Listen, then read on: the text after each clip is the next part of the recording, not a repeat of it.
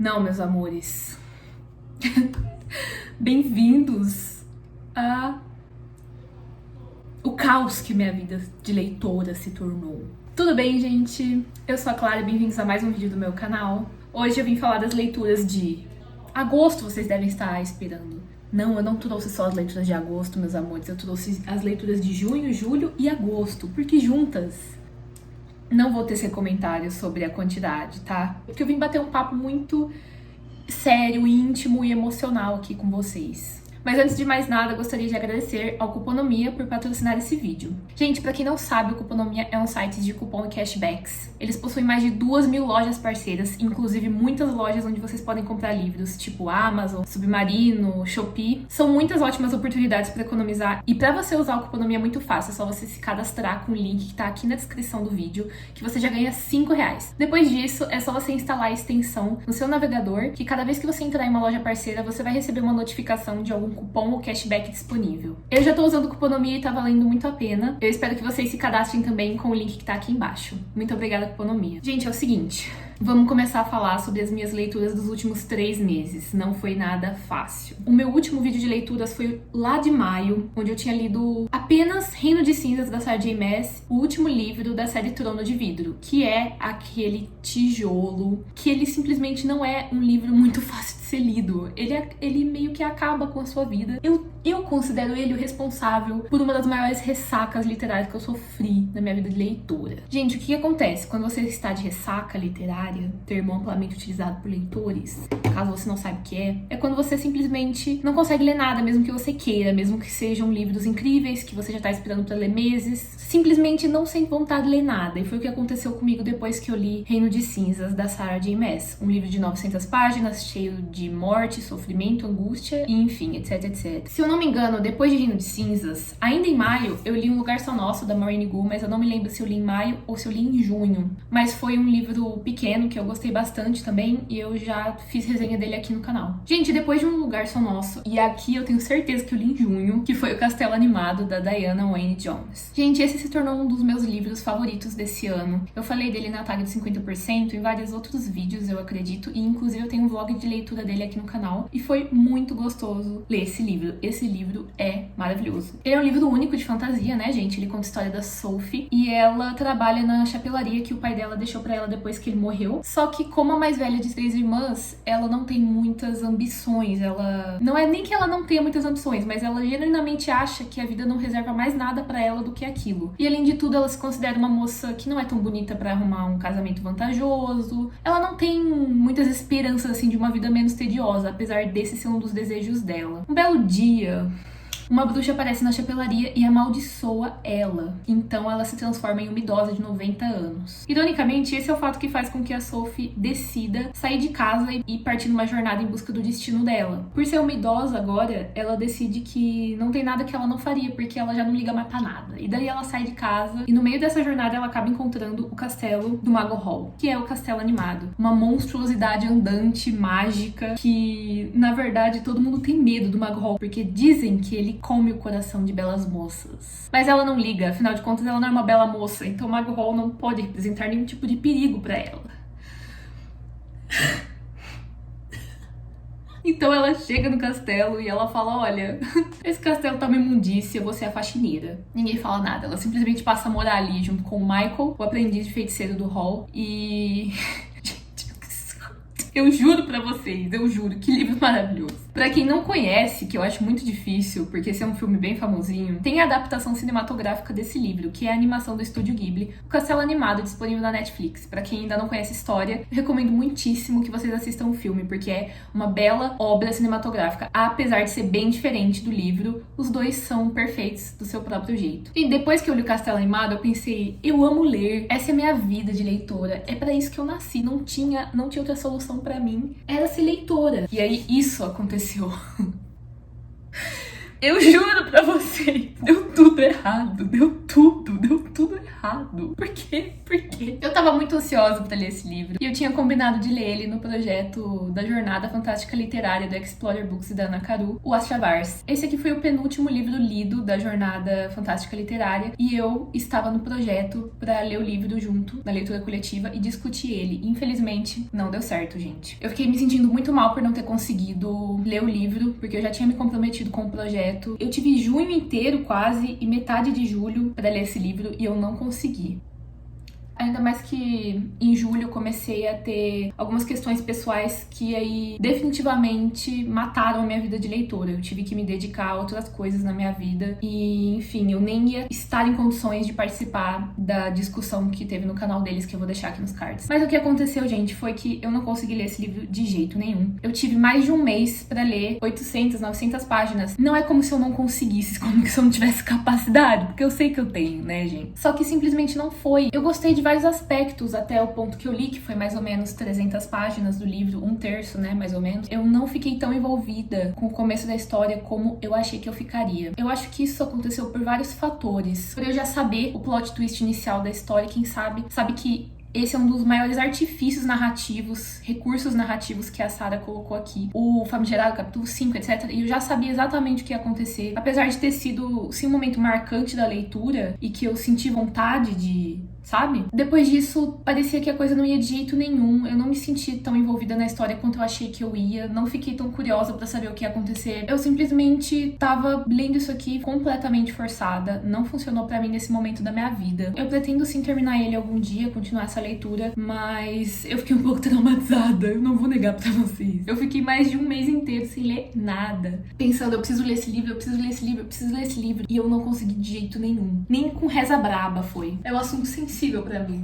mas tivemos que falar sobre isso, eu acho. E essas 300 páginas de Casa de Terra e Sangue, da Sarah J. Maas, foram que eu li entre junho e julho, mais no começo de julho, inclusive, que foi quando eu peguei e sentei pra ler, mas aí depois não deu certo de jeito nenhum. E aí eu não queria ler absolutamente nada, eu fiquei semanas sem ler nada. Eu falei, chega, eu não aguento mais. Não sei ler, não fui alfabetizada. Eu tava passando por um momento turbulento da minha vida pessoal que me deixou muito sensível, então eu pensei, eu preciso recorrer a medidas drásticas. Foi quando eu decidi reler o meu livro favorito, O Sexto em Todo Lugar, da Jean L. Nelson, que inclusive a versão que eu li em português, a Novo Conceito, não tá aqui comigo, mas eu tenho várias outras versões, inclusive essa que eu ganhei de presente da minha amiga Cleita. Esse livro me salvou num momento que eu tava precisando muito. Eu consegui ler ele em alguns dias, da mesma forma como eu me encontrei nesse livro há mais de 8 anos atrás, eu me encontrei nele nesse momento que eu tava muito precisado, um acalento de uma história na qual eu me enxergo completamente, na qual eu me encontro completamente. Gente, esse livro aqui, pra mim, é absolutamente tudo. Aqui a gente tem a história da Lenny. Ela é uma garota de 17 anos e ela tá passando pelo luto de morte da irmã mais velha dela, Bailey, que acabou de morrer. Quando o livro começa, já faz mais ou menos um mês que ela morreu. E a gente vê essa garota, de repente, jogada pro centro da própria vida dela, onde ela se considerava uma figurante e considerava a irmã a protagonista. A gente vê, de repente, ela tendo que lidar com muitos sentimentos ao mesmo tempo, não apenas com o luto de ter perdido a irmã, que era uma parte essencial da vida dela, mas também de estar se apaixonando pela primeira vez. Gente, essa história é cheia de música, de poesia, é muito triste, mas é muito feliz ao mesmo tempo. Eu já falei várias vezes desse livro aqui, mas pra quem quiser saber mais, eu fiz uma resenha dele aqui no canal, que sinceramente eu fiz com tanto amor e carinho. Por favor, vejam. Enfim, eu consegui ler ele em alguns dias e eu pensei, está tudo salvo. Depois disso eu tive que me mudar, então acabei não lendo muita coisa. Eu tinha vários livros incríveis que eu ganhei, que eu comprei, que eu pensei, meu Deus, eu quero ler isso. Eu falei, eu vou ler esse livro agora, não sei o quê. Sabe o que eu acabei lendo, gente? Mortal Kiss, da Alice Moss. Uma farofa de lobisomem que eu não tenho nem palavras pra descrever. Eu simplesmente falei, não, vou ler isso aqui, só de zoas. Com 1000 livros na estante. Ela foi atrás de ler e-book de Farofa Chernobyl. Gente, que bomba nuclear esse livro. Esse livro é muito ruim, mas ele foi maravilhoso. Eu me diverti muito lendo ele. Eu não sei se vocês estavam na internet a algum momento, mais ou menos em 2011... e jogavam Stardoll, mas teve uma campanha desse livro em Stardoll. Tinha tipo um joguinho com um mapa, que você tinha que pegar pistas, e o joguinho meio que simulava os capítulos do livro. E tinha os personagens, tinha a roupinha dos personagens que você podia comprar na loja. Tava tudo em inglês, eu não entendia nada. Eu só sabia que tinha assassinatos, lobisomens, triângulo amoroso e cidade pequena. E é exatamente isso que tem nesse livro, gente. gente, uma bomba. Eu estou falando pra vocês, gente, que eu perdi o controle de tudo. Gente, Mortal Kiss tem tudo que a gente gosta. Tem uma cidade pequena, que neva muito, tem uma protagonista introvertida, tem um garoto misterioso, riquinho, engomado, que chega na cidade, mora na mansão além das florestas. Ele gosta muito da nossa protagonista introvertida, mas ela não gosta tanto dele, porque ao mesmo tempo em que ele chega na cidade, chega uma gangue de motoqueiros que traz fim o motoqueiro misterioso que se apaixona por ela se apaixona por ele. A gente tem triângulo amoroso, tem um corpo encontrado na floresta, tem lobisomens, tem neve, tem espíritos, tem tudo. Ai, que podre. Gente, o final é podre. Tava muito promissor até, mas o final foi podre demais. Enfim, eu não tô nem recomendando isso aqui pra você, porque sinceramente, absolutamente, de jeito nenhum, você faça isso com você mesmo, me coisa maluca. Eu só tô comentando aqui porque, afinal de contas,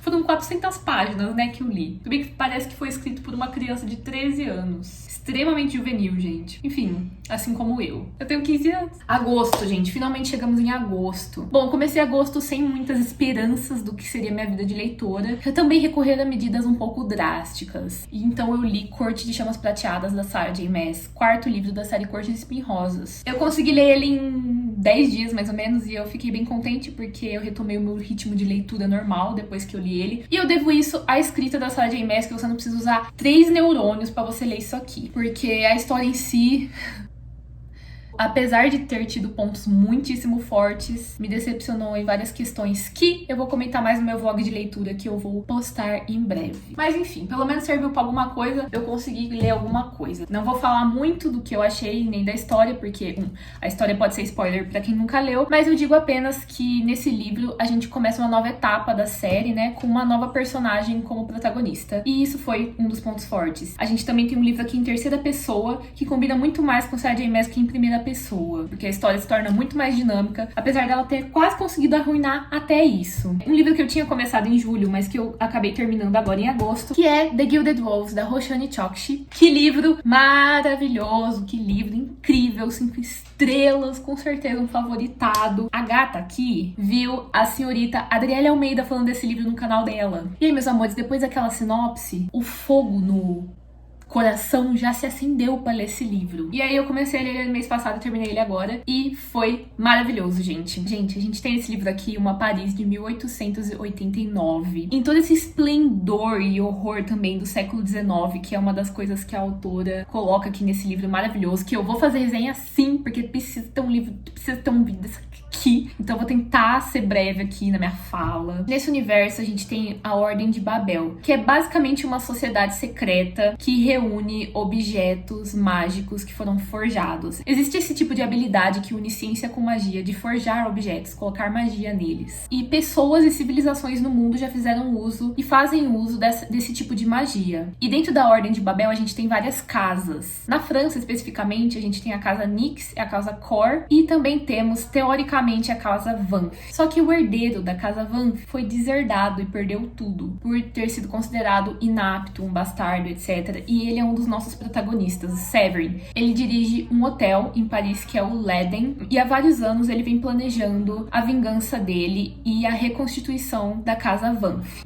E para isso, ele vem juntando ao longo dos anos um grupo de pessoas que foram de alguma forma excluídas dos seus círculos sociais e consideradas inadequadas. Ele junta essas pessoas que se tornam, na verdade, amigos. E quando a gente começa o livro, eles já se conhecem, então, pra planejar essa vingança dele. A gente tem aqui um historiador que é meio filipino, meio espanhol. Temos uma cientista russa, uma dançarina indiana e também o irmão adotivo do Severin. E basicamente, pra conseguir essa vingança que o Severin tanto quer e pra alcançar também os sonhos individuais de cada um das pessoas nesse grupo, eles vão precisar planejar um roubo de um artefato mágico. Mas, gente, muita coisa acontece.